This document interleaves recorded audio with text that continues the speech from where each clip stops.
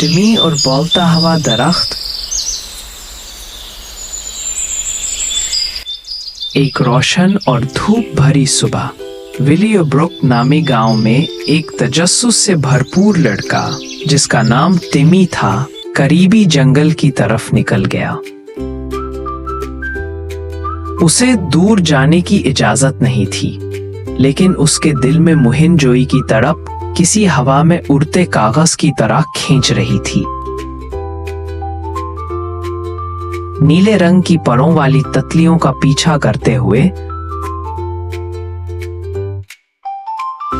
टिमी अचानक एक अजीब सी चीज के सामने आ खड़ा हुआ। एक बहुत बड़ा दरख्त जिसका तना मोटा और मुड़ा हुआ था और उसकी पत्तियां सब्ज रोशनी में जगमगा रही थी।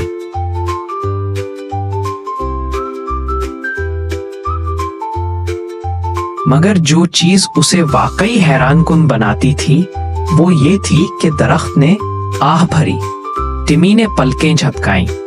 क्या तुमने अभी आह भरी? दरख्त की छाल चरचरा कर हिली। फिर एक गहरी और नर्म आवाज में उसने कहा, हाँ नन्हे दोस्त, मैं एल्डर लीफ हूं, इस जंगल का सबसे पुराना दरख्त। टिमी की आंखें हैरत से चमकने लगीं। तुम बोल सकते हो? मैं बोल सकता हूं, दरख्त ने जवाब दिया, लेकिन सिर्फ उन लोगों से जो वाकई यकीन रखते हैं कि जंगल जिंदा है।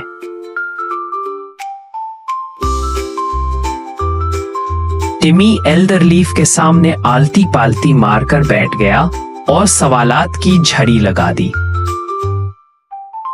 दरख्त ने उसे कदीम जानवरों, भूली बसरी जादुई कहानियों और उन रातों के किस्से सुनाए जब जंगल चांदनी में गीत गाता था।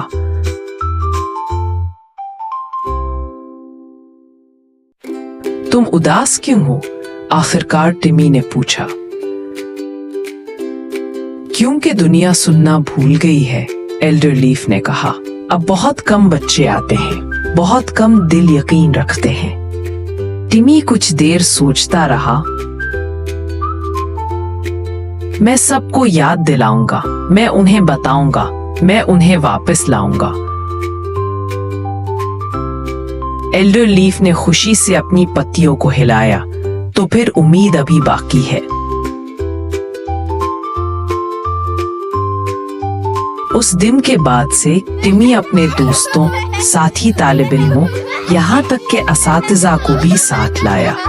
जंगल में फिर से कहकहे गूंजने लगे और कभी कभार अगर तुम सही दरख्त के नीचे खामोश खड़े रहो तो शायद तुम्हें वो तुम्हारा नाम पुकार कर कहता हुआ सुनाई दे।